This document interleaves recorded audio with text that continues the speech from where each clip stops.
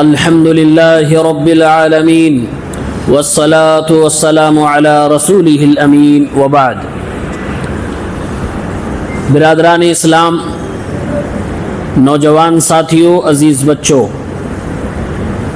سیرت نبوی کے درخشاں پہلو، درس نمبر 4. کل ہم سب نے اللہ کے نبی صلی اللہ علیہ وسلم کی ولادت باسعادت سے پہلے 3 بڑے واقعات جو مکہ میں پیش آئے اس کو سنا ہے. ہمارے نبی صلی اللہ علیہ وسلم کی ولادت یعنی آپ کی پیدائش مکۃ المکرمہ میں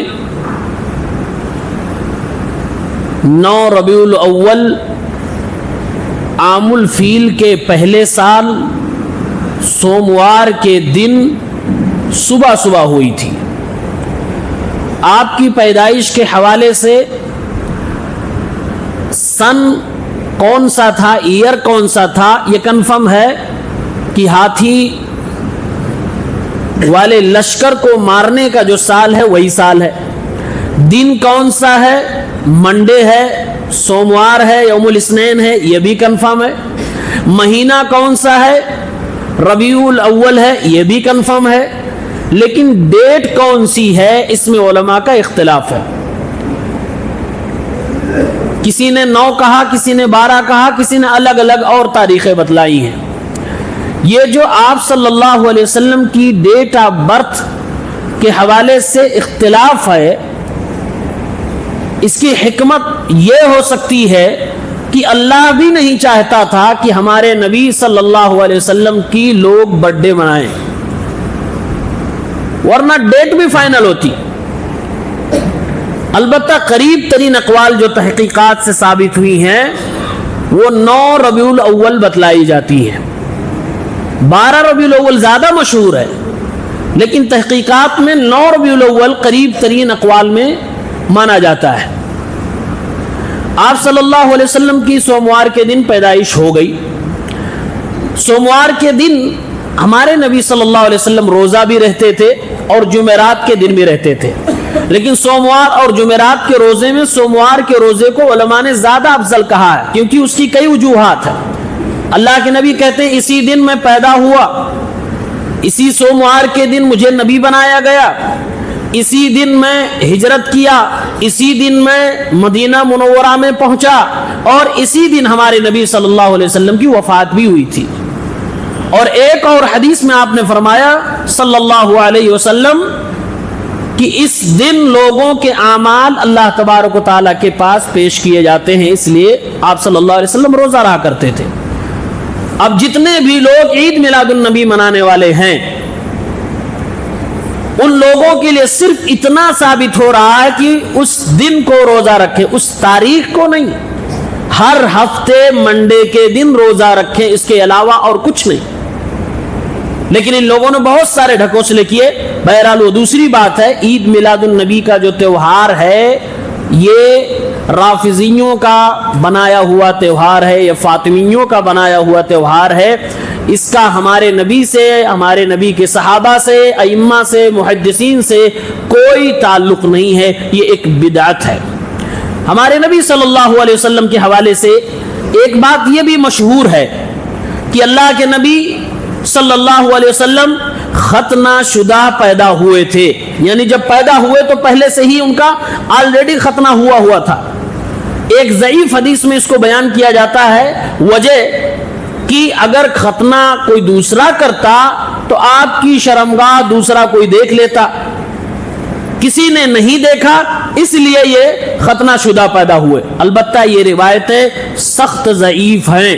ہمارے نبی صلی اللہ علیہ وسلم عادات عرب کے مطابق عام انسانوں کی طرح پیدا ہوئے تھے. ختنہ شدہ والی بات بالکل غلط ہے. بلکہ زاد المعاد میں ابن قیم رحمۃ اللہ علیہ فرماتے ہیں کہ اللہ کے نبی کا ختنہ پہلے سے ہوا تھا. اس سلسلے میں کوئی بھی حدیث صحیح نہیں ہے، کوئی بھی حدیث، کوئی بھی روایت صحیح نہیں ہے. لہذا اللہ کے نبی صلی اللہ علیہ وسلم نارمل بچوں کی طرح پیدا ہوئے اور آپ کا عقیقہ، عقیقہ تو اسلامی کانسیپٹ ہے، اس زمانے میں بھی خوشیاں منائی جاتی تھی، تو خوشیاں بھی اس زمانے کے کلچر کے حساب سے، مکہ کے کلچر کے حساب سے منائی گئی، اور دعوت جو بھی کی گئی اسی زمانے کے کلچر کے حساب سے کی گئی۔ آپ کے دادا عبد المطلب نے کیا تھا، آپ کا نام بھی رکھا گیا، اور آپ کا نام مشہور نام محمد رکھا گیا اور احمد بھی رکھا گیا۔ محمد اور احمد کا معنی کیا ہوتے ہیں؟ محمد یہ عربک گرامر کے حساب سے یہ مفعول ہے، اسم مفعول، حمدا یحمد تحمیدا، محمدن اسی سے مفعول آتا ہے، مطلب ایسی ہستی جس کی تعریف کی جائے اور زیادہ تعریف کی جائے اس کو محمد کہتے ہیں۔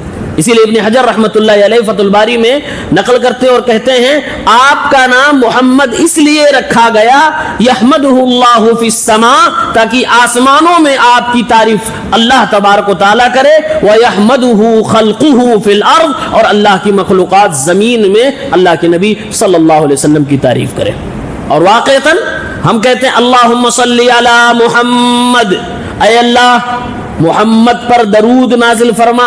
اللہ کے درود نازل کرنے کا مطلب یہ ہے کہ اللہ ان کی تعریفیں فرماتا ہے، ان پر رحمتیں اور برکتیں نازل فرماتا ہے۔ اور اللہ نے قرآن میں کہا وَرَفَعْنَا لَكَ ذِكْرَكَ، اے نبی آپ کے ذکر کو ہم نے عام کر دیا۔ ساری دنیا آج محمد الرسول اللہ صلی اللہ علیہ وسلم کی تعریف کر رہی ہے۔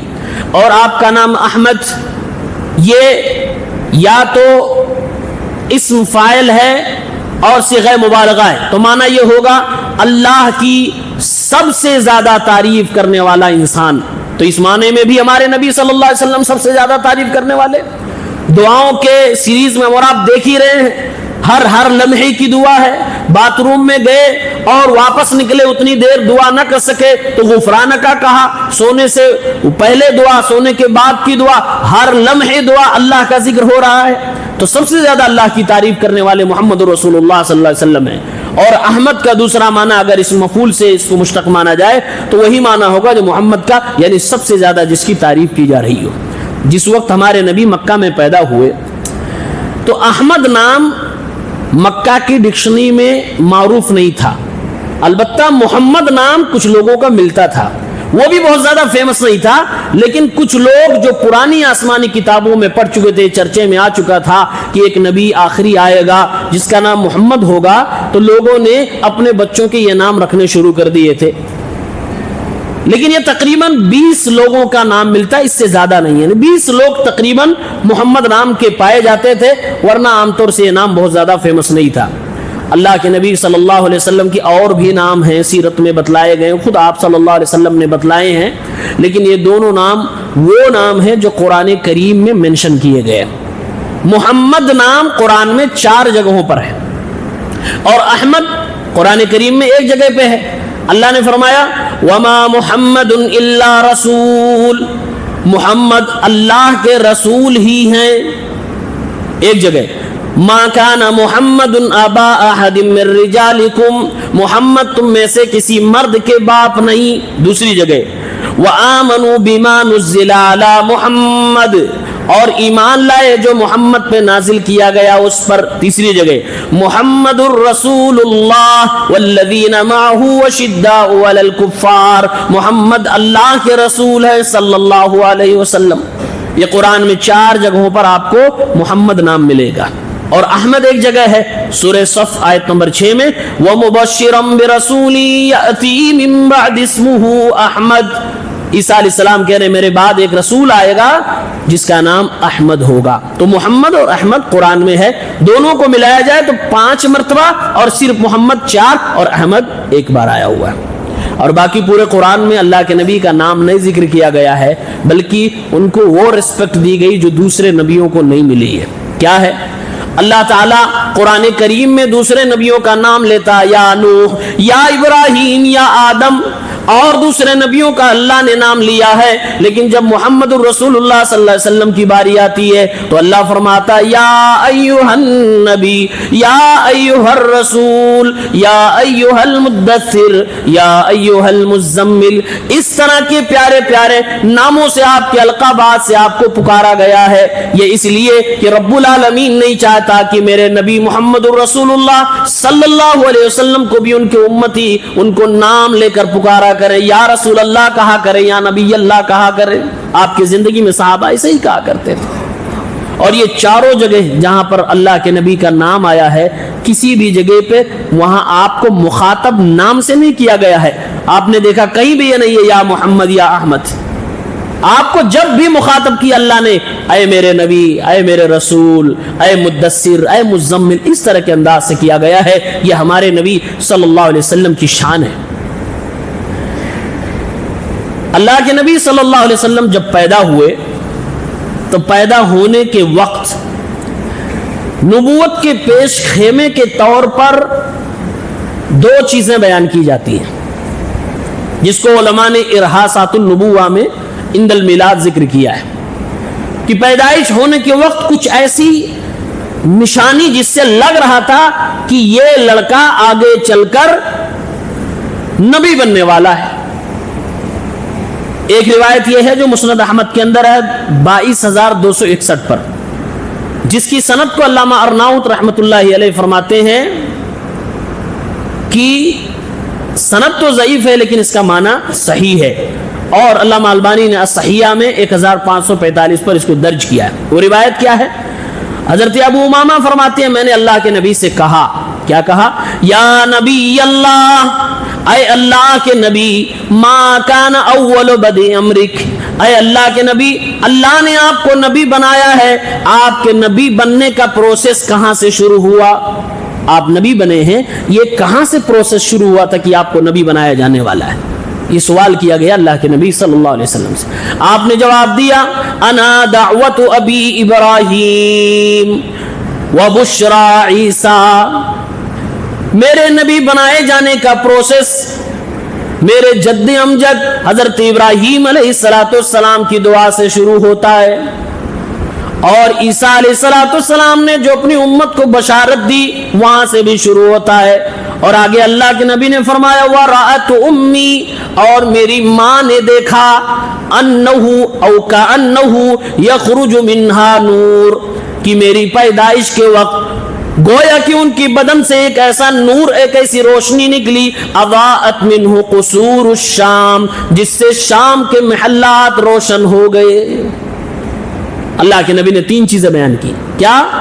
ابراہیم کی دعا، ابراہیم علیہ السلام نے دعا بھی فرمائی تھی جس کو اللہ تعالیٰ نے سورہ بقرہ کے اندر ذکر کیا ہے آیت نمبر 129 میں، ربنا وبعث فیہم رسولا منہم، اے اللہ میں نے خانہ کعبہ بنا کے تیار کر دیا، اے اللہ میری نیکی کو قبول فرما، اے اللہ اس خانہ کعبہ کے آس پاس جو بستی بسے انہی میں سے ایک رسول پیدا فرما دینا۔ وَبَعَثْ فِيهِمْ رَسُولًا، حضرت ابراہیم نے جو دعا کی تھی ان کی دعا قبول ہوئی تو محمد الرسول اللہ رسول بنا لیے گئے۔ وَبُشْرَا عیسیٰ، اور عیسیٰ علیہ السلام کی بشارت خوشخبری جو اپنی قوم کو دیا، جس کو اللہ نے سورہ صف میں ذکر کیا، وَمُبَشِّرًا بِرَسُولٍ يَأْتِي مِن بَعْدِ اسْمُهُ احمد، میں ایک رسول کی بشارت دیتا ہوں جو میرے بعد آئے گا جس کا نام احمد ہوگا۔ تو اللہ کے نبی نے فرمایا ابراہیم کی دعا اور عیسیٰ علیہ السلام کی بشارت، اور میری ماں نے دیکھا گویا، بعض حدیث کے الفاظ ہے گویا، تو اس لیے لوگوں نے کہا یہ ریالٹی بھی ہو سکتا ہے، یہ ان کو ایسا فیل ہوا ہو، ایسا بھی ہو سکتا ہے۔ بہرحال دونوں باتیں کہی گئی ہیں کہ دیکھا کہ ان سے ایک ایسی روشنی نکلی جو سے شام کے محلات روشن ہو گئے۔ قال ابن رجب فی لطائف المعارف، امام ابن رجب رحمت اللہ علیہ نے اس ٹکڑے کا معنی بتلاتے ہوئے اپنی کتاب لطائف المعارف میں لکھا ہے، کہا اس میں اشارہ اس روشنی اور نور کی طرف ہے جو اللہ کے نبی صلی اللہ علیہ وسلم کے ساتھ اتارا گیا، نور ایمان، نور ہدایت، جس کو اللہ تعالیٰ نے قرآن کریم میں بیان کیا ہے فَالَّذِينَ آمَنُوا بِهِ وَعَزَّرُوهُ وَنَصَرُوهُ وَاتَّبَعُوا النُّورَ الَّذِي أُنزِلَ مَعَهُ، جو رسول پر ایمان لے آئے اور رسول کا سپورٹ کیا، رسول کے مددگار بن گئے اور رسول کی لائی ہوئی اس نور کی پیروی کرنے لگے جو ان کے ساتھ اتارا گیا، تو ایسے ہی لوگ تو کامیاب ہیں، فلاح پانے والے۔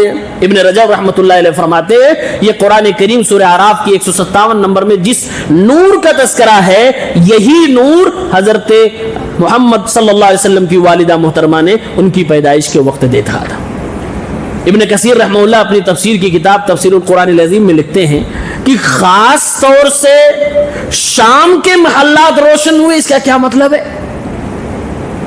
کہا اس میں اشارہ تھا کہ آپ جو دین دنیا کو دیں گے وہ دین دنیا میں تو پھیلے گا، جیسا کہ ہمارے نبی صلی اللہ علیہ وسلم نے فرمایا اینٹ پتھر یا جھوپڑ مکان کوئی بھی گھر ہو، ہر گھر میں دین اسلام پہنچے گا، تو دنیا کے کونے کونے میں اسلام پہنچے گا، لیکن اسلام جا کر استقرار پکڑے گا، جا کر مضبوطی پکڑے گا، وہ شام کے شہر میں ہوگا، شام کے ملک میں ہوگا۔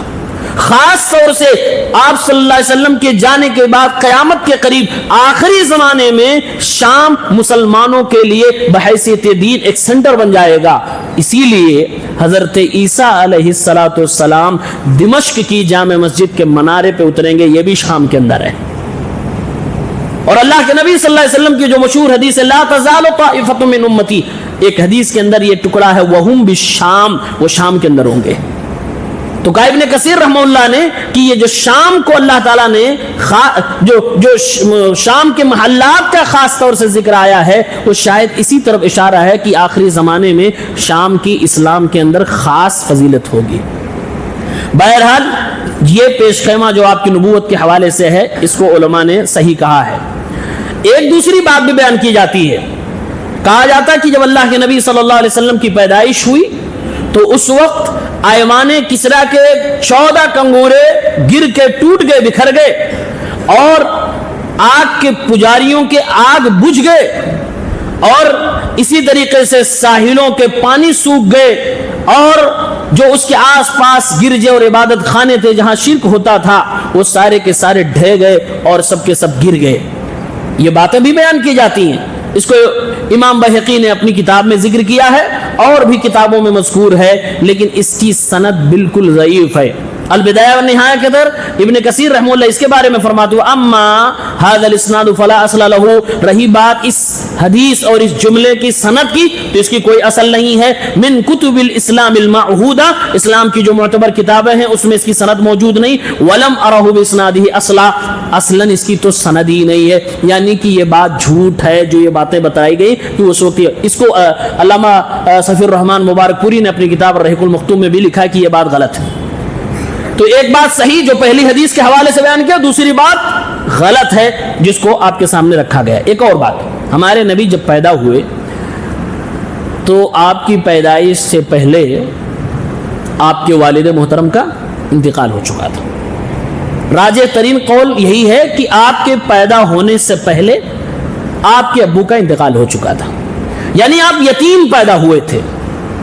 اللہ نے قرآن میں کہا بھی ہے الم یجدک یتیما فآوا، اے میرے محبوب کیا آپ کے رب نے آپ کو یتیم نہیں پایا پھر اس نے پناہ دی،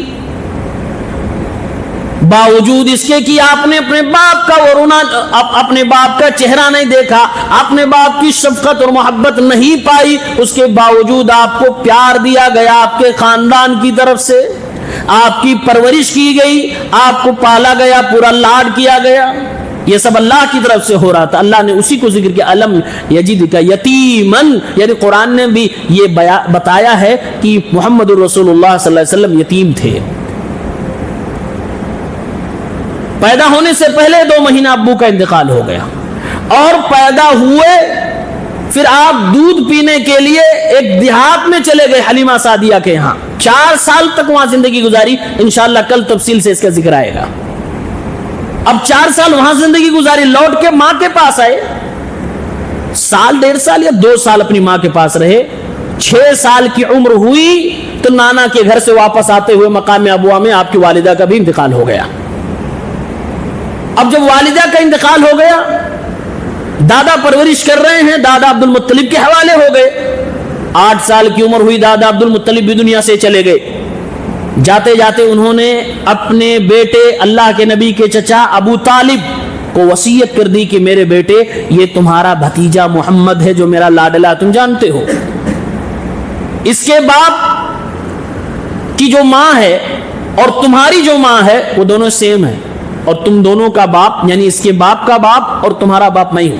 یعنی کہ ابو طالب اور اللہ کے نبی کے باپ عبداللہ دونوں سگے بھائی تھے، ایک ہی ماں کے اور ایک ہی باپ کے بیٹے تھے. اور باقی اور بھائی تھے، ہم نے بتایا 10. تو مائیں الگ الگ ہو سکتی ہیں، سب کے باپ تو عبد المطلب تھے. تو اس لیے ابو طالب کے حوالے کیا کہ ان کے اندر زیادہ لگا ہوگا کہ میرے سگے بھائی کا یہ لڑکا ہے، لہٰذا اس کی دیکھ بھال میں کروں گا. ابو طالب صاحب نے اللہ کے نبی صلی اللہ علیہ وسلم کا دیکھ بھال کیا. کیوں نہیں اسلام لائے اللہ کے نبی سے محبت کے باوجود؟ وہ بات آگے انشاءاللہ آئے گی. بہرحال یہ نبی کریم صلی اللہ علیہ وسلم کا بچپنا آپ کے سامنے رکھا جا رہا ہے، کس طریقے سے پیدا ہوئے. دو مہینہ پہلے باپ کا انتقال، 6 سال کی عمر میں ماں کا انتقال، 8 سال کی عمر میں دادا کا انتقال، اور آپ کا بچپنا ایسے ہی گزر گیا. کیا حکمت تھی آپ کو یتیم بنانے میں؟ امام الانبیاء بنانا تھا، ساری دنیا کے انسانیت کا سردار بنانا تھا. اس انسان کو اللہ نے پیدا کیا، اس انسان نے اپنے باپ کا چہرہ بھی نہیں دیکھا ہے. کیا حکمت تھی؟ اللہ حکیم ہے، اللہ کی کوئی بات، کوئی بھی امر حکمت سے خالی نہیں ہوتا ہے.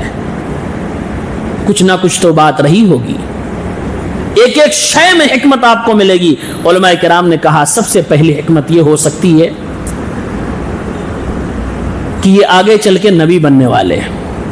نبوت ایک ایسا عہدہ اور منصب ہے کہ دور دور کے لوگ تو منکر ہوتے ہیں، اپنے بھی سامنے کھڑے ہو جاتے ہیں اور الزامات کی بارش کر دیتے ہیں. جو آپ کے اندر نہیں ہے وہ برائیاں بھی آپ میں بیان کی جائیں گی.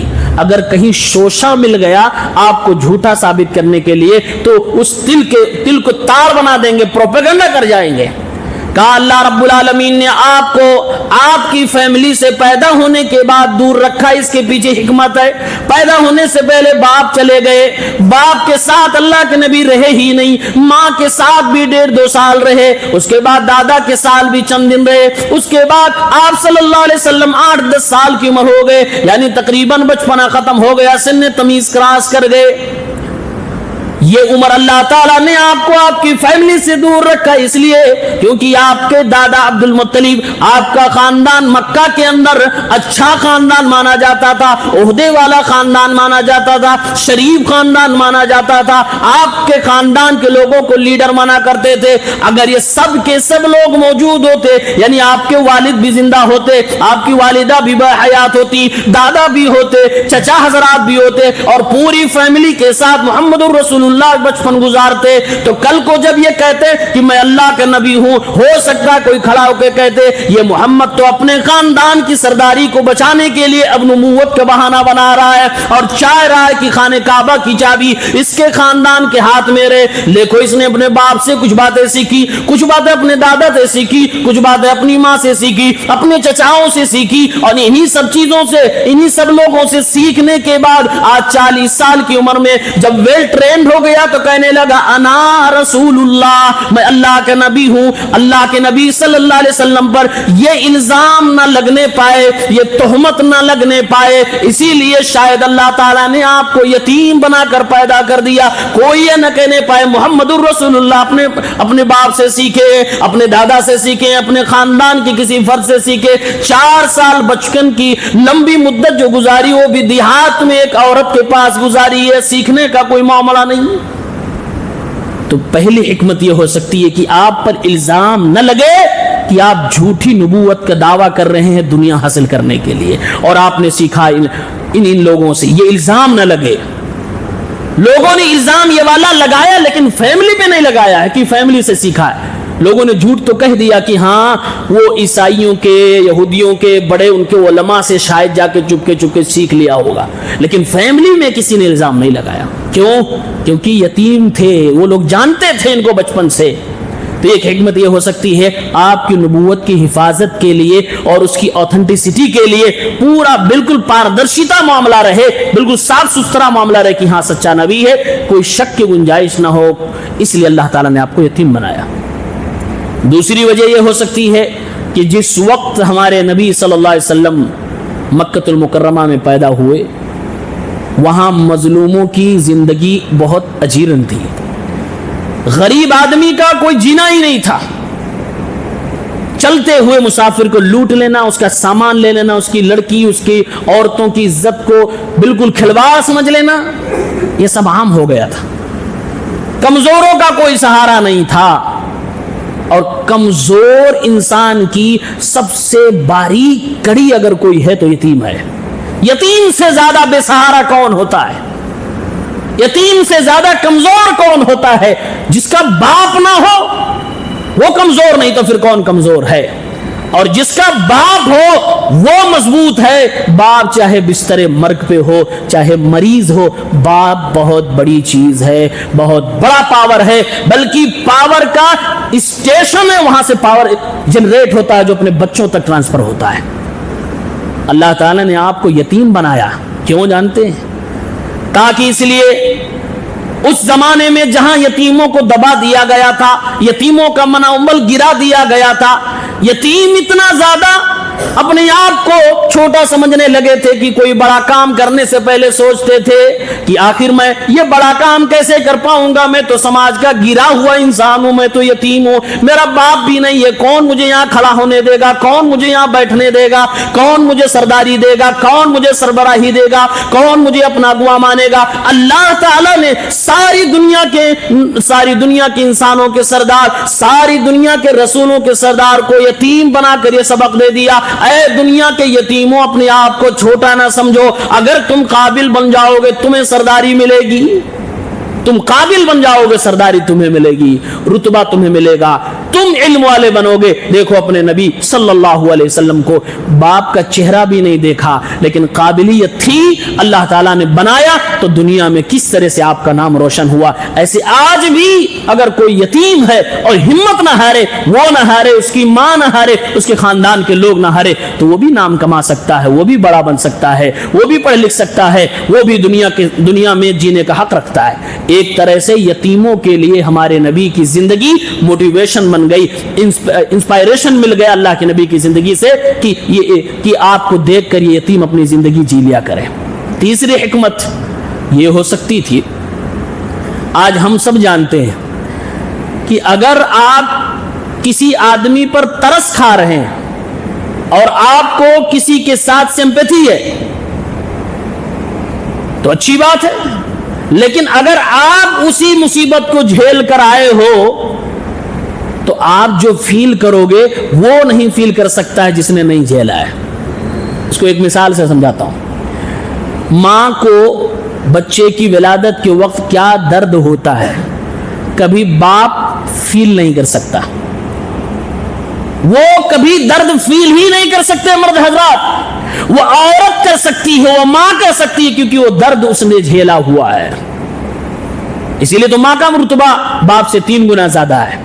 ایسے ہی جس بستی میں اللہ کے نبی نے اپنی نبوت کا اعلان کیا وہاں یتیم بہت بے سہارا تھے، بیواں بہت بے سہارا، کمزور کی ایک لائن تھی جن پر ظلم ڈھایا جا رہا تھا، ان کو مظلومیت سے نکالنا تھا۔ اللہ تعالیٰ نے یتیم بنا کر آپ کو یتیمی کا درد بھی دکھا دیا، آپ کو بتلا دیا، اے نبی دیکھو بغیر باپ کے کیسے زندگی ہوتی ہے، دیکھو بچپنے میں ماں کے انتقال کا کیا مطلب ہوتا ہے، اور آپ نے یہ سب کچھ درد سہا۔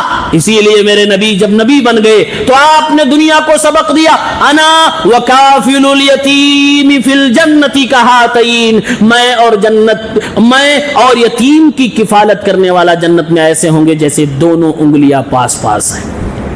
یہ جملہ ایسے نہیں نکلا تھا، اس جملے کی معنویت پہ گہرائی سے جا کر سوچیں تو پتا چلے گا اس جملے میں میرے نبی کا درد ہے، اس جملے میں میرے نبی کی زندگی ہے، اس جملے میں میرے نبی کا اپنا بچپنا دکھائی دے رہا، جھلک رہا ہے، کیونکہ آپ نے یتیمی کی زندگی گزاری تھی، اس لیے آپ نے یتیموں کا رتبہ بڑھایا، اور آپ پر قرآن کی آیتیں اتری یتیموں کو رتبہ دینے کے لیے۔ اللہ کے نبی نے وہ درد سہا، اس لیے جس نے جتنا درد سہا ہے وہ اتنا ہی زیادہ اس فیلڈ کے لوگوں کے لیے سمپیتھی رکھے گا، اتنا ہی زیادہ احسان کرے گا، اتنا ہی زیادہ ان کے لیے خیر خواہ ہوگا۔ اسی لیے اللہ کے نبی نے یتیموں، بیواؤں، بے سہاروں کا ساتھ دیا، اور آپ نبی بننے سے پہلے یہ سب کچھ کرتے تھے، جیسا کہ نبی بننے کے وقت آپ کی بیوی حضرت خدیجہ نے آپ کے بارے میں باتیں بتلائی تھی۔ تو یہ آپ کے یتیم بننے کے پیچھے حکمتیں ہو سکتی ہیں جو غور کرنے پر ہمارے سامنے ظاہر ہو رہی ہیں۔ تو اللہ کے نبی صلی اللہ علیہ وسلم پیدا ہوئے، آپ کا ختنہ اور آپ کا جو اس ٹائم پیدائش کے وقت خوشی منائی جا رہی تھی وہ اس وقت کے کلچر کے حساب سے ہوا، نام رکھا گیا، اور اس کے بعد آپ صلی اللہ علیہ وسلم کو اللہ نے یتیمی کی زندگی دی، آپ کا بچپنا یتیمی میں گزرا۔